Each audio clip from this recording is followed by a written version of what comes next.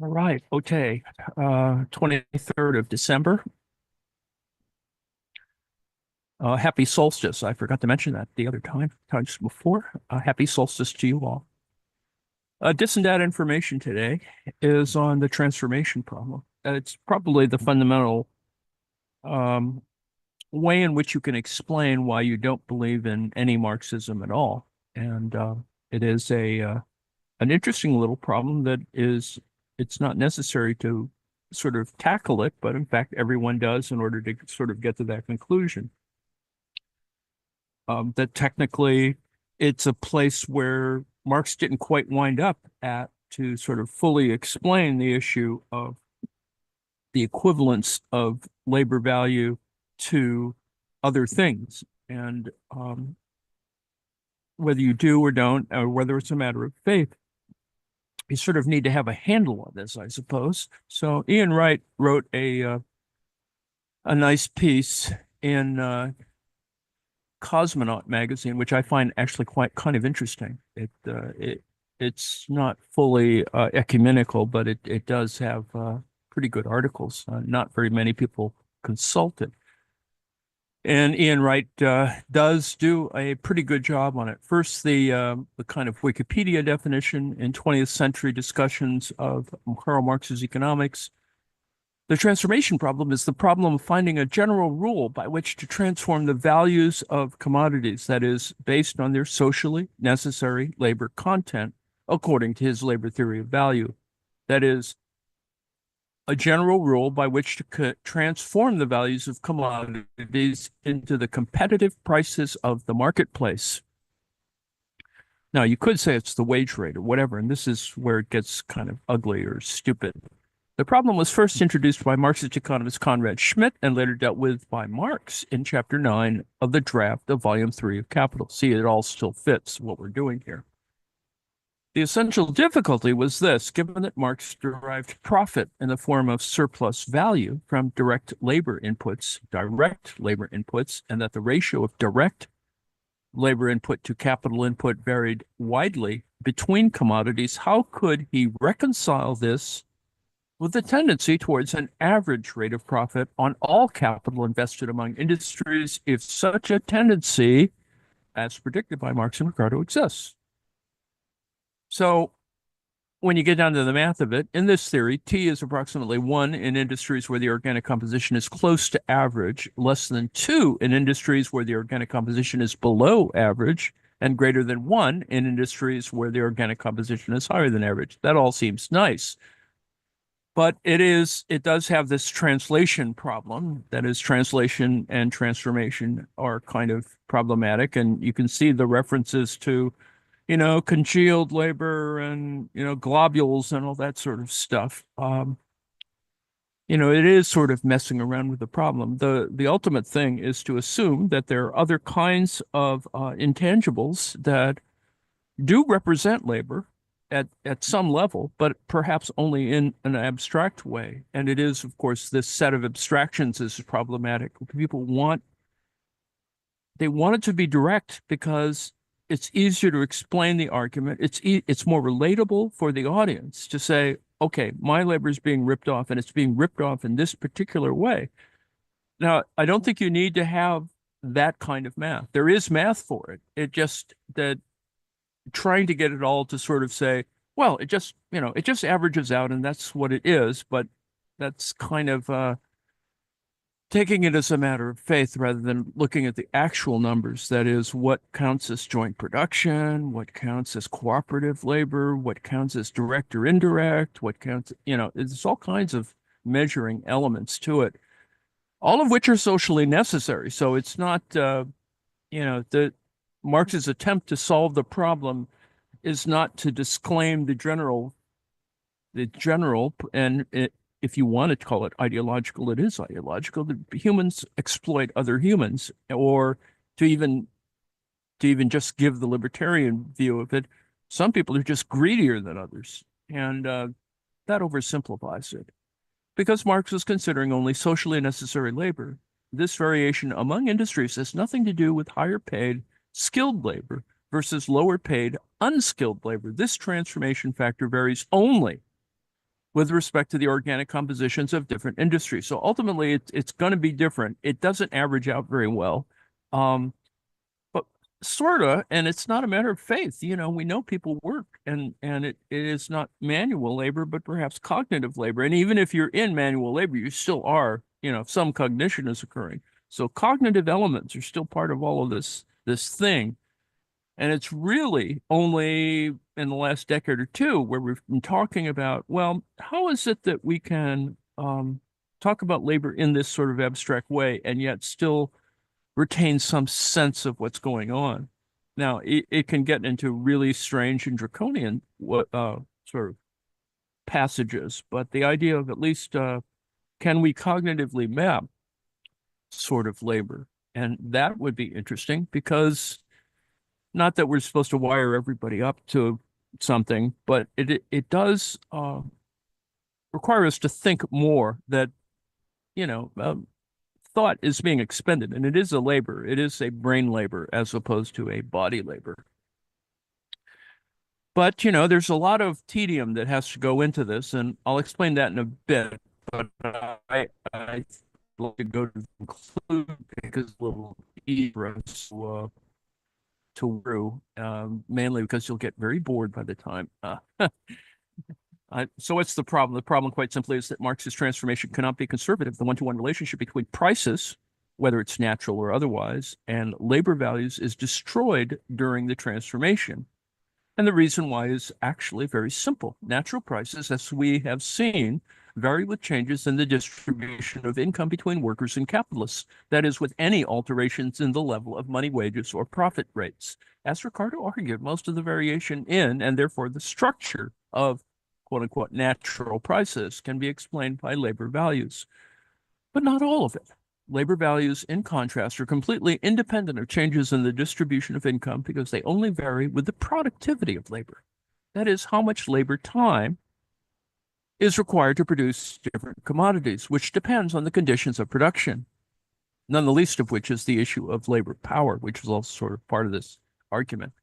In consequence, the transformation of the values of commodities into prices of production being essentially a change in the distribution of income. See, that's still what it is, right? Piketty et al. Alters prices due to a change in the profit rates across the economy, but leaves labor values unchanged. The natural prices of individual commodity types, as Marx pointed out, must deviate from their respective labor values because of a real process in which industrial profit rates tend toward uniformity and away from proportionality to the surplus value generated in each industry. The deviation of individual natural prices from their respective labor values necessarily implies that, in general, the total price of any large connection of heterogeneous commodities also deviates from its total labor value. The disconnect between natural prices and labor values therefore reappears just at a larger scale. In consequence, Marx's three aggregate conservation equalities between prices and labor values cannot be preserved during the transformation process. And yes, there's a ton of ink spilled on this. And in fact, an entire school of Japanese thought is spent kind of working through this problem. In some special cases, Marx's three equalities do hold. That is, the zero profit situation of Smith's rude state, uniform capital intensity across all sectors of production, or when the quantity of commodities produced in different sectors of the economy happen to be in certain very special proportions. But in general, Marx's equalities do not hold. Quel horreur.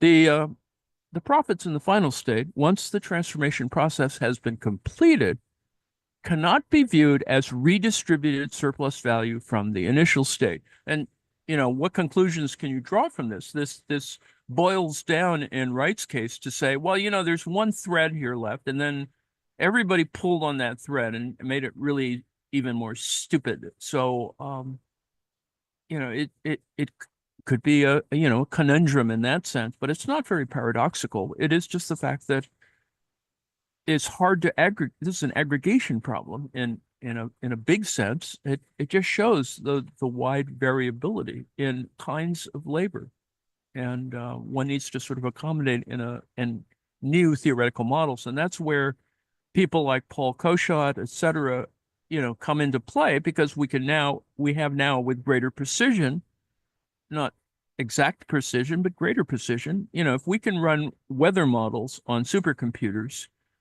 we can certainly run models of economies on supercomputers. And I think we can actually get to a point where we could say, well, we could use this indexical form to describe how much labor is being used, sorta, and to even state that, well, in a ratio-like way, there's a lot more expropriation being done over here than it is over there. But even getting to that point is difficult. So what about Marx's numerical example that seemed to satisfy his conservation claims? Marx's example works only because it doesn't fully take into account the interconnectedness of economy, and globalization has sort of proved that. And Marx, who is no fool, was the first to notice this limitation. Marx, after presenting a successful numerical example, immediately points out that he assumed that the prices of input goods are proportional to their labor value. But when an economy is reproducing itself over time at natural prices, then this assumption is false. So this is, short and long-term kind of issues, as well as spatial issues. The prices of input goods are also at their natural prices, and therefore not proportional to labor values.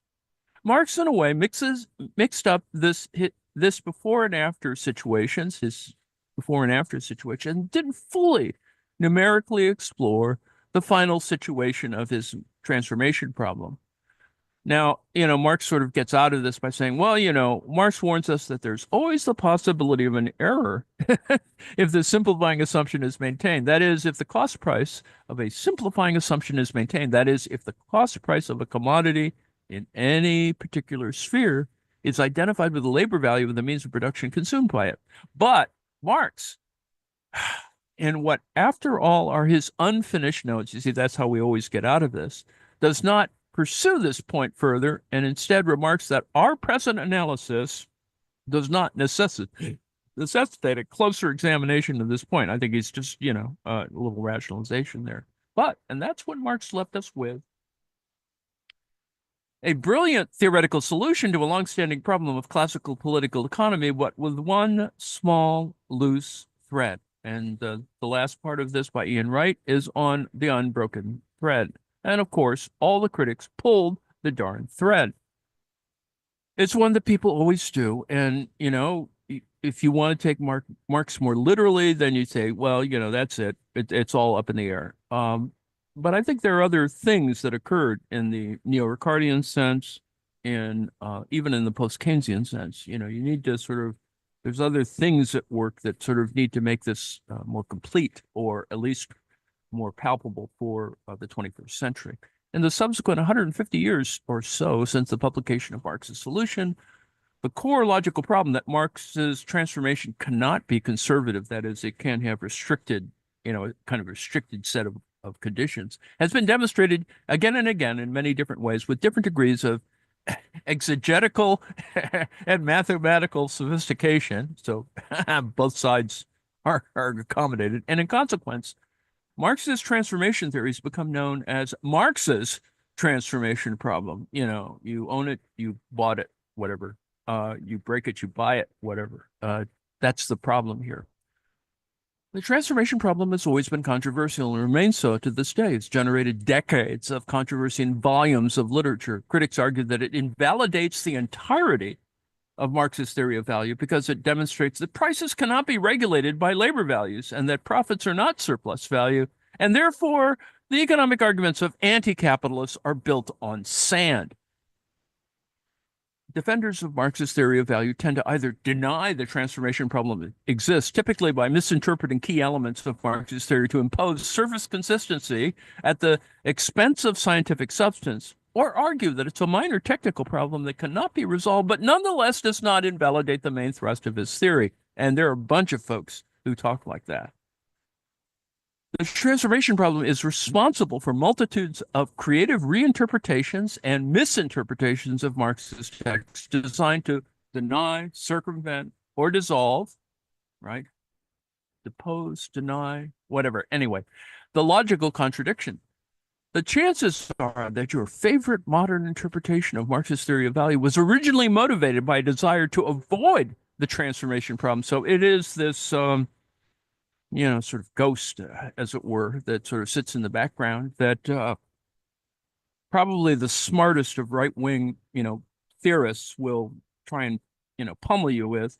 And without going into a thing on Austrian economics, which is kind of where what I was talking about yesterday sort of leads us to, that is Marshall and Fetter. The issues between Marshall and Fetter are still sort of about an Austrian solution, but I would assert also, given that Marshall also at the turn of the century, that is the last century, not this century, was, commenting about how socialism might be able to be possible. I think we, shouldn't overvalue, for example, Austrian ideas simply because they still resolve around certain kinds of a kind of methodological individualism, um, and make it problematic just on those terms. So, Marx's theory of the transformation was the first and largely successful attempt to understand how capitalists appropriate profit on money capital invested despite its origin in the activity of human labor and production. My view, that is Ian Wright's view, is that the transformation problem is indeed a genuine problem in Marx's theory of value. And therefore, we must acknowledge, not deny, its existence in order to further Marx's critique of political economy. The transformation problem indicates the need to generalize Marx's theory of value in order to fully understand the contradictory reality of capitalist production. Once we do this, we discover a more general theory that preserves all the insights and core claims of Marx's theory, yet lacks a transformation problem. From this perspective, Marx's theory of the transformation was merely incomplete. So, if you render the idea indeterminate, that's sort of one way of getting out of the problem. The other issue that I was mentioning before in the critique of large-scale dynamic events is another way of getting out of the problem. But, those aren't sufficient answers. We really have to sort of go look at specifics and, of course, answer the objections of people who would insist on an empirical proof. My aim in this article has been to explain what the transformation problem is. A precise understanding of any problem is a necessary prerequisite to recognizing a solution or non-solution to it. Despite the lack of consensus on its status, even amongst followers of Marx, the transformation problem is important because it's essentially concerned with what profit is, where it comes from, and whether capitalist social relations are fair and equitable or inherently unfair and exploitative. And we can see the latter, always comes out ahead. The transformation problem is also intimately related to what money really is, about the meaning of this social symbol that we hold in our pockets, throw around the entire world, and which dominates our lives.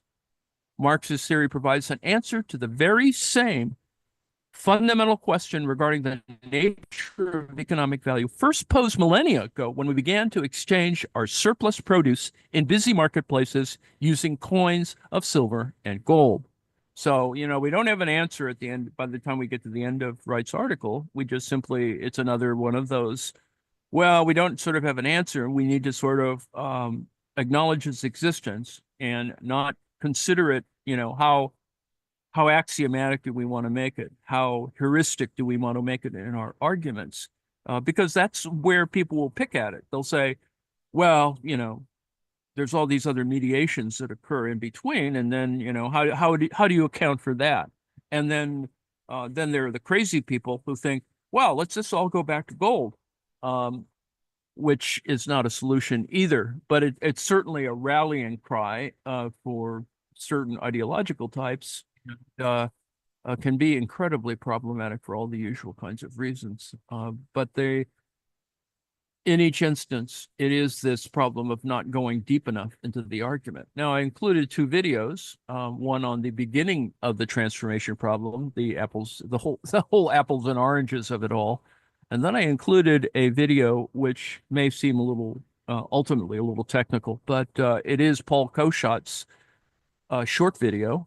And the fact that it's short doesn't provide us with any much more uh, reality. But Paul Koshat's approach to the transformation problem, because it is one that asks us further questions. And as I said, I think that what Koshat needs is what he doesn't have at the present moment, and that is an army of graduate students in three different departments to help him out. That is an economics department, a math department, and a computer science department to sort of get to where we should go.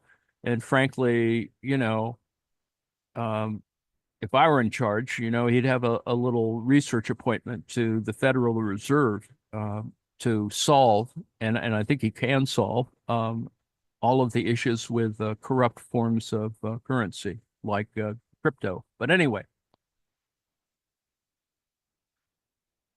so the beginning of the issue, just from a using my time wisely, I'll start with the beginning. So I gave you the conclusion at the front end that it's still a mess, but it's a mess that's intelligible, that has a way in which you can identify the various kind of, sort of predilections.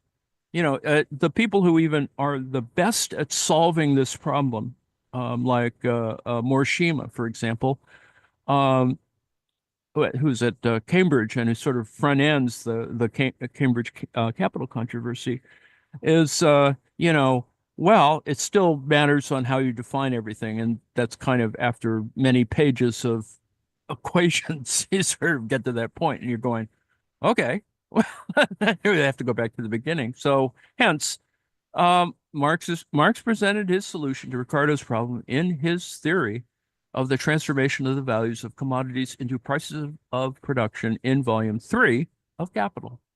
Now, Marx's big idea was to separate the origin of value, that is, the production of new economic value, from its distribution to the different classes in society. Marx maintained that human labor, and human labor alone, creates new economic value in the process of production. But this new value is distributed to the different classes of society via market mechanism that obscures its origin. In other words, the exploitative social relations of bourgeois society systematically obscure the true nature of the forces of production, specifically the value-creating powers of human labor. And I'll just stop here for a moment to say this is still the problem, and our advanced problem in the 21st century is to think about, what kind of labor are we talking about? How is it organized? We know that, of course, it organizes itself as a social relation. Therefore, it must always be, as it were, exchanged or interchanged, or the subject of knowledge production. That is, you have something about it. You have a theory of, square peg, round hole, and, you have a hammer. And so all of these things still all fit together, but there still are questions of structure and agency at work. So all of those things that the post-war social science, et cetera, have fiddled with are still relevant. They just need to keep their eye on the ball. That is, that there is some kind of labor at work. Defining that labor is the problematic element, and the empirical data doesn't match that, because in some ways we've never decided to think about cognitive labor, for example, as measurable or even consistent or even average, because if you buy into certain post-structural models, everybody's irrational and nuts. So, you can't really get a handle on it. And measuring can be a truly big problem, but it isn't really. I mean, the issue is you have to make certain assumptions. Some people make an assumption of it as in terms of language, and that's limited, as I think you can see with AI, that it does have certain limitations, and the details that ultimately wind up in reality ultimately wind up being flawed, particularly when you're trying to do things representations of reality. For example, deep fakes, etc., reveal, at least at this point in production, how um, using a certain set of modeling, largely still built on language models, that there's flaws in it, and so hence the argument is not fully worked out. Whereas, and I'll stop in a second, the idea of that you can model large scale events like with supercomputers and weather, that you can actually get to a labor model that actually could kind of do those sorts of things. Not that it would be perfectly accurate or in real time, which is the stuff of science fiction, but that you could actually get a sense on certain transitions in economies, a certain historical kind of, fractures or evolutions. You could assume the problems of, the interventions of war and certain types of, sanctions disciplines and all that sort of stuff. And so, not unlike weather and then climate, not the same thing. The modeling could actually work to our advantage and to allow for better redistribution of stuff, of capital. Now, that's the big picture. It won't happen in my lifetime, but it seems to me that we're still kind of pointing in that direction, despite all the everybody's sort of deferential kind of means of doing it. All right, back to Ian Wright. Workers spend their money wages on the real wage, which is a collection of goods and services. Assume that the real wage is fixed. According to Marx, workers produce new surplus value in two main ways. First, workers produce absolute surplus value by working more intensely or working longer. In consequence, workers supply even more labor time than what they receive in the form of labor value, of the labor value of the real wage. Second, workers produce relative surplus value by inventing and applying new efficient techniques that increase the productivity of labor in industries that produce the real wage.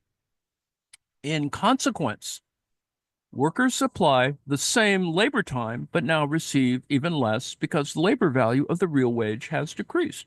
Now, in both cases, workers produce new surplus value because the difference between the labor time they supply and what they receive has definitely increased. This new surplus value takes the monetary form of capitalist profit. Now, that all seems logical, right? Capitalists then spend their larger profits on more luxury goods, Lamborghinis, blah, blah, blah, or additional investment in new capital to grow the economy. And we know that that's all gotten screwed up under financialization. It is maybe additional investment, but the new capital isn't real in many ways, or is not authentic or whatever.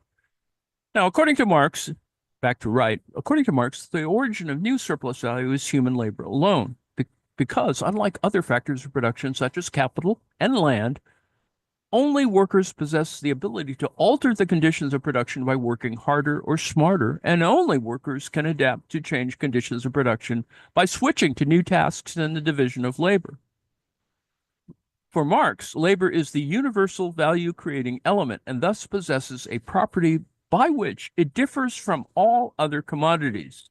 And so the assumption is, you can account for labor's activity in this context. What is, underserved or whatever, underanalyzed in Marx's case is what is it that capitalists do, and that kind of leads us to the whole financialization analysis. That is, capitalists, they're just exploiting, so we shouldn't care as much about it. But in fact, as the more recent economic crises, the fact that we have more numbers as well, more data, we can actually make some assessment of that. In consequence, back to Wright, in consequence, the quantity of new surplus value produced in different sectors depends on how much direct labor is employed, not how much capital is employed, because the source of surplus value is living labor. Marx's theory of the origin of surplus value implies that labor-intensive industries tend to produce more surplus value compared to capital-intensive industries. Marx, in Volume 3, therefore considers an initial situation where money profits in all sectors are proportional to the direct labor employed in each industry, because that's where new surplus value and therefore profit comes from. In consequence, profit rates are initially different or non-uniform across sectors. In this initial situation, The profits in each sector are clearly and transparently just merely the surplus value produced in that sector. And in this situation, the prices of commodities turn out to be proportional to the respective direct and indirect wage costs, because all the different profit rates in all the interconnected sectors are proportional to that direct wage cost. Commodity prices are therefore in one-to-one correspondence with labor values. So in this initial state, everything starts out nicely. But why would a capitalist wish to invest $1 of their money capital in a capital-intensive industry when they could invest that dollar in a labor-intensive industry and receive a higher return? Marx knew that in a situation of non-uniform profits like we have here, capitalists reallocate their capital away from low profit and towards high profit sectors. This is like differential rent, right? So Marx assumes that when the scramble for profits kicks in, the economy gravitates from this initial situation of prices proportional to labor values to a final situation where uniform profits prevail.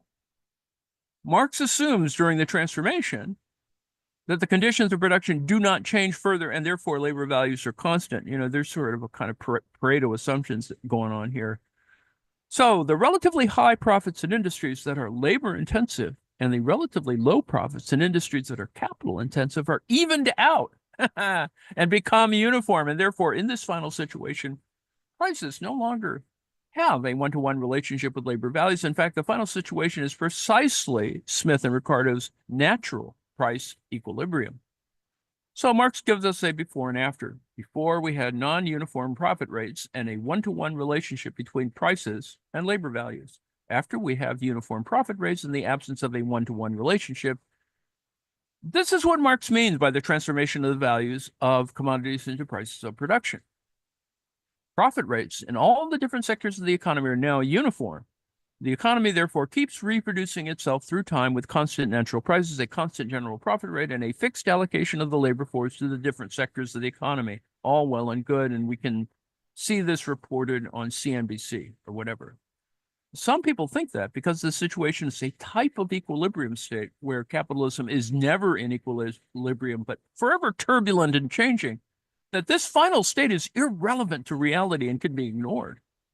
Profit rates, either in a nation state or across the globe, are never uniform. Prices are never stable. The conditions of production are always changing, and so on. Therefore, Marx was wasting his time even thinking about a natural price equilibrium. You know, you could say that this, like Marshall's adherence to certain classical models, not moving forward as on the rent issue that Frank Fetter sort of, needles him about, is this is the same kind of issue, is that we could say that Marx is sort of tied to his critique because, as in any codependent relationship, he's sort of dependent on the verity of Smith and Ricardo. But Marx knew this special state was important to analyze for the simple reason that it's real. Not in the sense of empirically manifesting at any moment in time, but real, at least in the sense that it's an attractor for the dynamics of capitalist competition. In other words, at all times, the economy is being continually pushed towards this attractor state. Marx knew that it's not possible to explain disequilibrium trajectories without understanding what equilibrium attractors are in play. Now, of course, for many other mechanisms at play in economic reality, not just the scramble for profit, human innovation alters techniques, external shocks disrupt production, speculators form expectations of future revenue, the state intervenes, and so on. In consequence, the actual trajectory of capitalist economies, although always permanently and partially controlled by the gravitation toward natural prices, never reaches the equilibrium position. But nonetheless, this equilibrium state is an attractor for the economy and continually exerts a real influence. We don't deny the existence of a law of gravity just because birds fly or shelves stay up. Well, yes and no, right? We have people who parody the bird's existence, and then there are earthquakes, or the lack thereof. Marx's conservation equalities, Marx's transformation of the values of commodities into prices of production is intended to reflect a real process that occurs in a capitalist economy. Workers produce new surplus value unequally in different industries, but via the dynamics of profit rate equalization, all capitalists grab a share of the total surplus value produced according to the distributional rule that equal amounts of money capital invested earn an equal return, regardless of.